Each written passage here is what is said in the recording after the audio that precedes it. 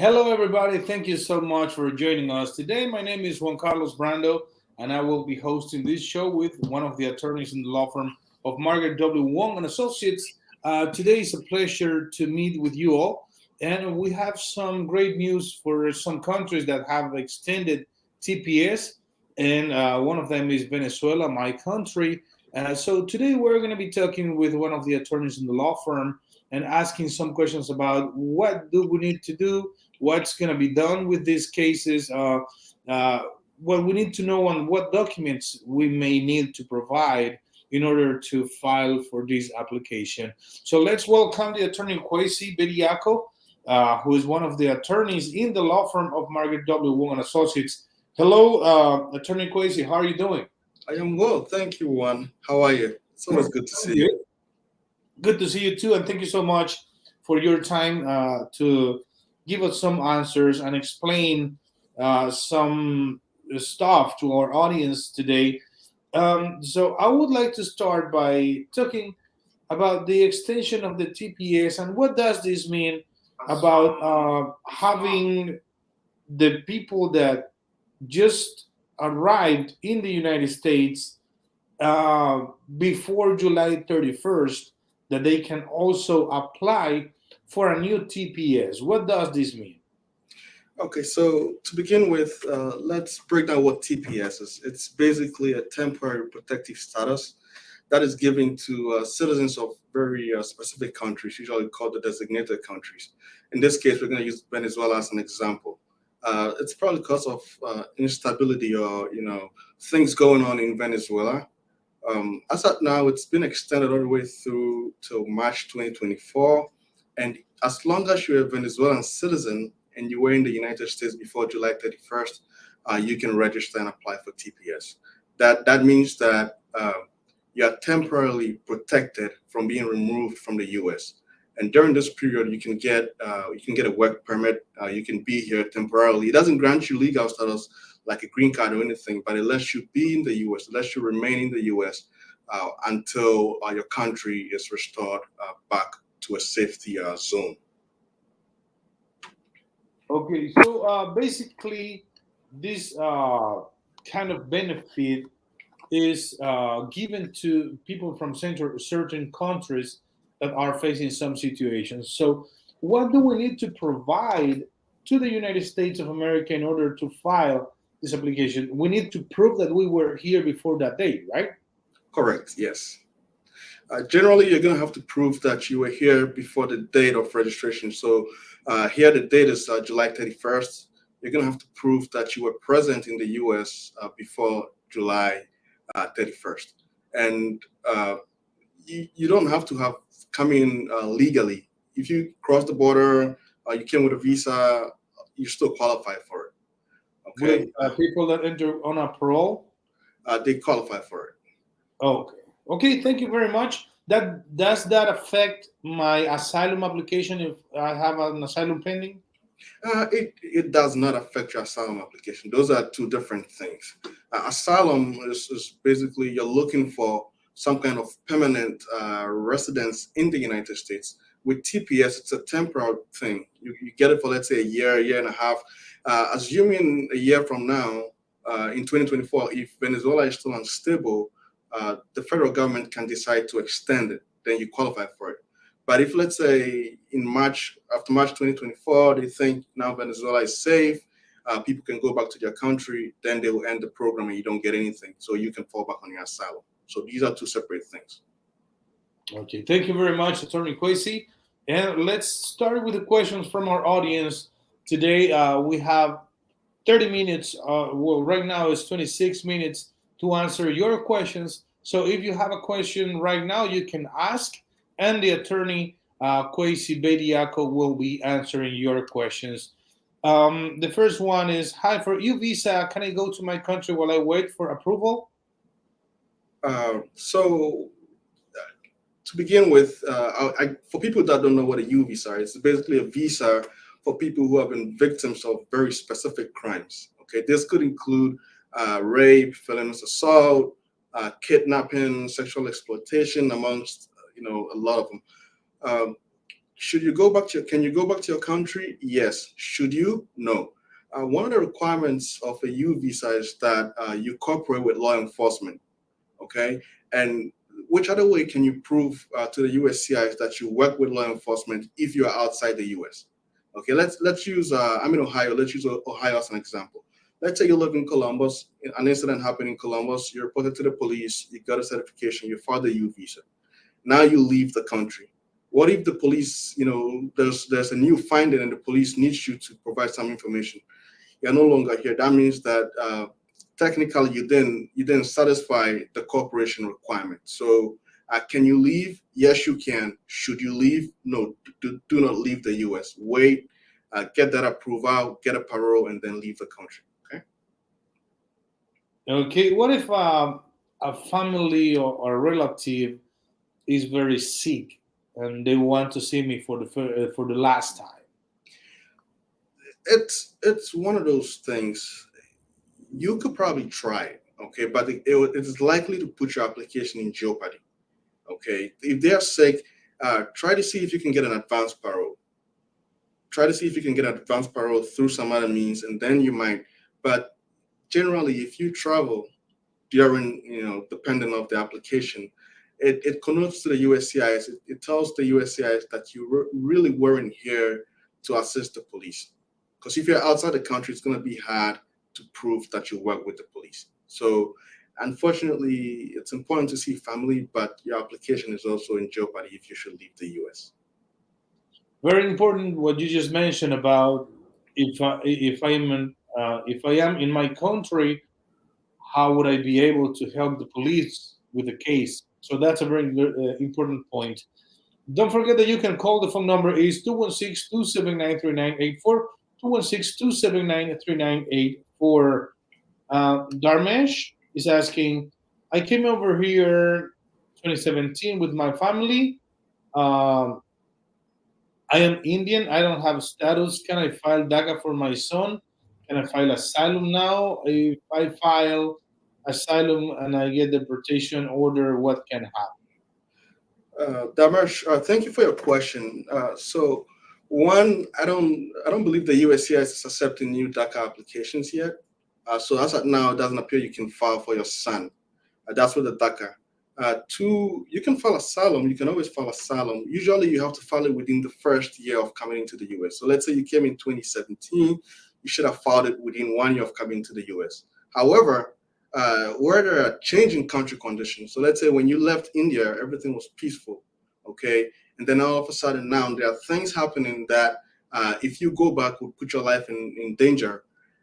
If as long as there's a legitimate reason and changing country condition, you will be able to apply for the asylum. You have to explain to the USCIS why it's been 6 years and you're now filing the asylum application. And you said if you file asylum and you get in deportation, what can happen? Basically, when you file the asylum, if you're not in court yet, basically if you've not been issued an NTA, you file it, it's going to go to the USCIS. And once it is with the USCIS, it's going to take a couple of years for them to process it. And then you go for an interview. If it gets granted, you get an asylum. If it doesn't get granted, then you get put in removal proceeding. That's when you get put in deportation. Then you go to court and then see if you can get some kind of relief in court. There are different kinds of relief that you may be eligible for, but you have to call our office so we can look at your circumstances and then specifically answer your question for you, what kind of relief you will qualify for. Okay, thank you so much, Attorney Quasi. Don't forget, you can call. The phone number is 216-279-3984, 216-279-3984. Next question is, can a TPS beneficiary be a sponsor for humanitarian parole? I believe you could. I have personally not done one of such cases, but let me look into this. This is a good question. Let me look into this, and then I promise we'll get you an answer. Okay, thank you so much, attorney. Next question is coming from Jimmy. He says, "What are the chances of having two misdemeanor charges in the first 5 years of acquiring my green card for fraud? Less than $200 in the fraud." So, what are my chances of? Okay, so generally, when you get your green card, okay, and you get a one misdemeanor, this is a fraud claim, so it's most likely a CIMT, which is what we call a crime involving moral turpitude. It's something that has to do with fraud, lies, theft. Usually, when you only have one, okay, you qualify for what we call the petty offense exception. But in this case, if you have two and it's two different incidents, it's going to be an issue for you when you try to naturalize. Okay, uh, would they would there be ways to get around it? Possibly, possibly. Um, it's likely going to be an issue where you try to naturalize. But if you've been here for 7 or more years, you've had a green card for 5 years. If you get any issues and you get placed in proceedings, you may qualify for what we call LPR cancellation, which is a legal permanent residency cancellation. But to be able to get into very specific details, you would have to call our office so we can see your circumstances, see the kind of crimes, the kind of misdemeanors, and under what statutes you were charged with, and then we can properly advise you on it.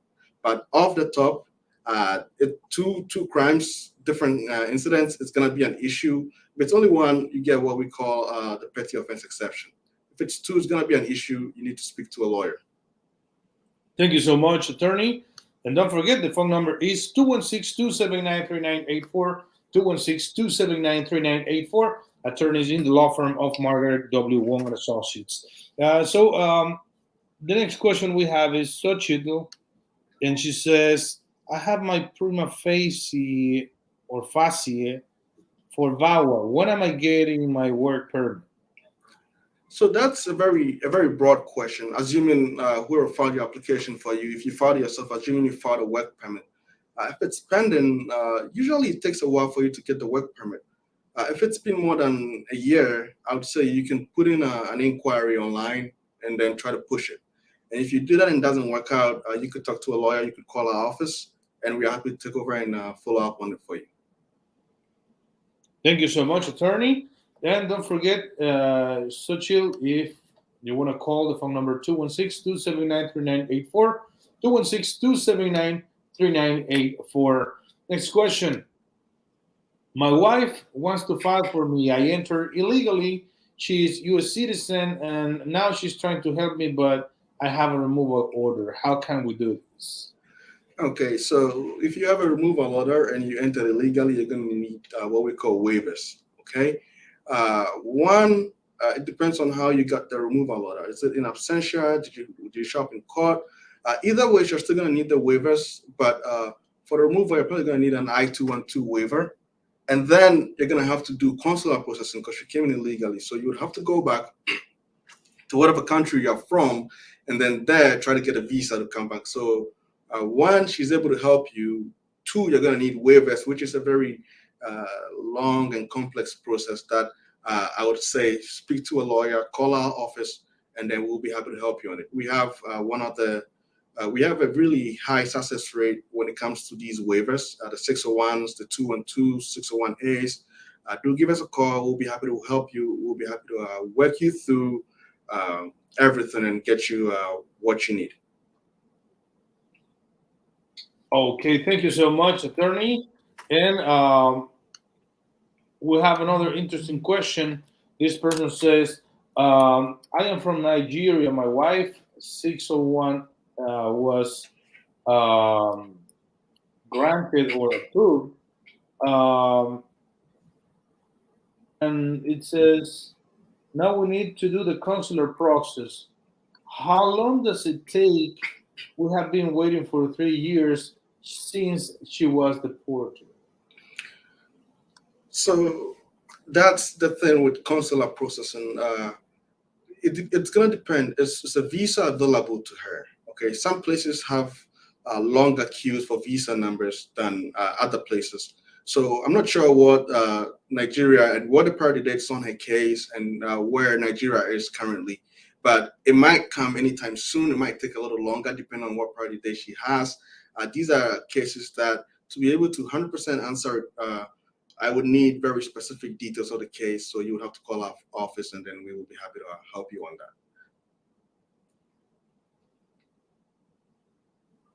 Okay, thank you so much. And don't forget the phone number is 216-279-3984. 216-279-3984 is the phone number that you need to call in order to talk to the attorneys in the law firm of Margaret W. Wong and Associates. They have offices in the cities of Atlanta, Chicago, Columbus, Cleveland, Nashville, New York, and Raleigh, North Carolina. And the phone number is just one, 216-279-3984, 216-279-3984. Next question we are getting here is, hi, can I get a worker visa or a work visa to drive trucks? I've heard there is a shortage of truck drivers. So this is once again also a really broad question. Can you get a work visa? Possibly, but you're gonna need an employer. You're gonna need someone with a company here in the U.S. to file on your behalf, and you have to meet certain requirements. With those requirements, this question is very broad, and I cannot specifically tell if you do qualify for it. So can you get? Yes, possibly. You would have to call us, and then we will look at the specifics of your case, see your qualifications, and then see if you qualify for a work type of visa for truck drivers. Thank you so much, Attorney Kwasi.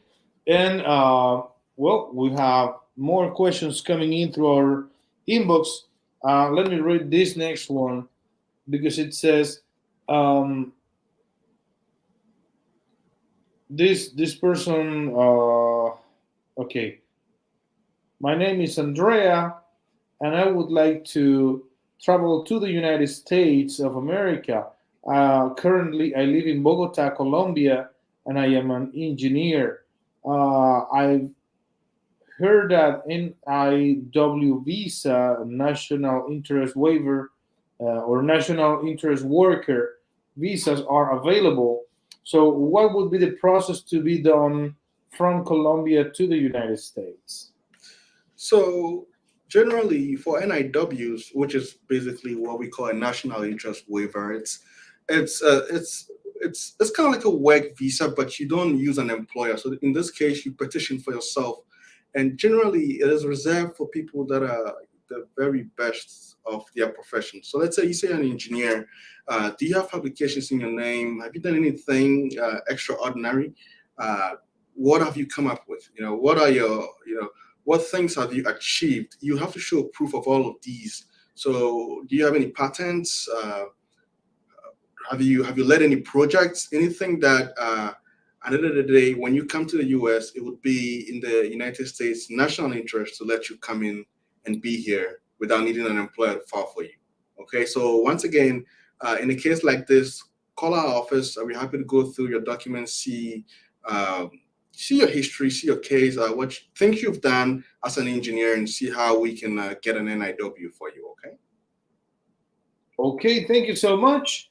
Don't forget the phone number 216-279-3984, 216-279-3984. If you have any questions, please don't hesitate to write it down, and the attorney, Kwesi Bediako, will be answering your question. He's one of the experienced attorneys in the law firm. He was formed in the law firm working as a paralegal, well, legal assistant first, then he became a paralegal, and now he's an attorney, and he has a lot of experience working detailed in case by case, helping you and helping others to get relief regarding to immigration.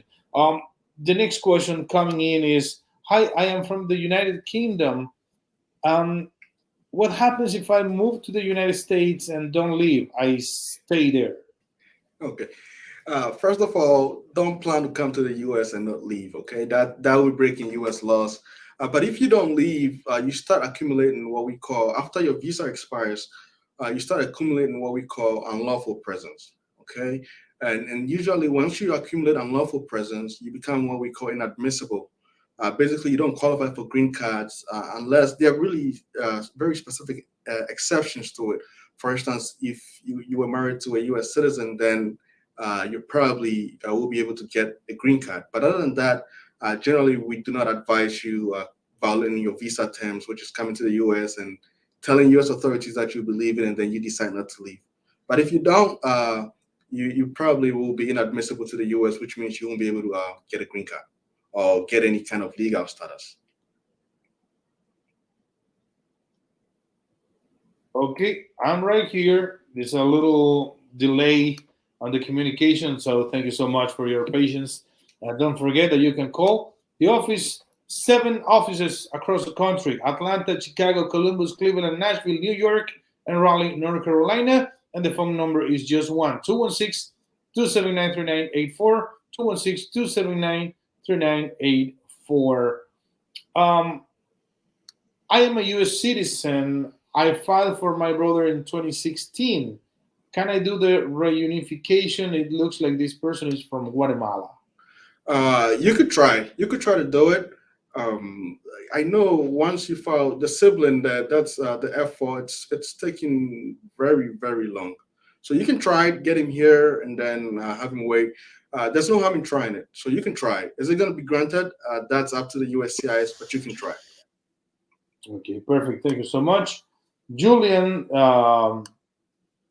Kohamaru says, I need to hire an immigration lawyer to help me with my case applying for my green card. Could you help me? Give me your contact number in New York City, and will it all right to call on Saturday or Sunday? Sundays for sure. It's not gonna be an answer. Saturdays, is there someone answering calls on Saturdays? Julian, I'll give you an answer to this. Generally, we are closed on Saturdays and Sundays. However, we have a number that you can text, get us your information. We'll set up an appointment, and then we'll have an attorney or a managing partner call you on a Saturday or Sunday if that works for you. Okay. So even though the office is closed, we can set up an appointment and we can call you. We don't do that often, but in rare circumstances like these ones, if that's the only days you're available, we are happy to do that. You would have to send us a text. We have a phone number where you can text connect. Our Cleveland office number is at 216-566-9908. You can text that number, get us your details, let us know who you are and what you need, and we'll set you up with an appointment. And one of the attorneys in our firm, most likely is going to be the managing partner herself. She's going to reach out to you. She's going to help you answer any questions that you have. Okay. Okay. Thank you so much. And yeah, of course, you can text that phone number, and they can give you the information. Also, you can get online to the website www.imwong.com, www.imwong.com, and they will take care of your request and set an appointment for you in the next possibilities. The office in New York has attorneys, has people with a lot of abilities. Attorney Joseph Funsan is in the city of New York, and well, all of them are awesome attorneys. But Joseph is one of my favorite attorneys in the whole law firm, because he's one of the doctrinaries in the law firm that says this is new, and we're gonna do this, and this can be done this and that way.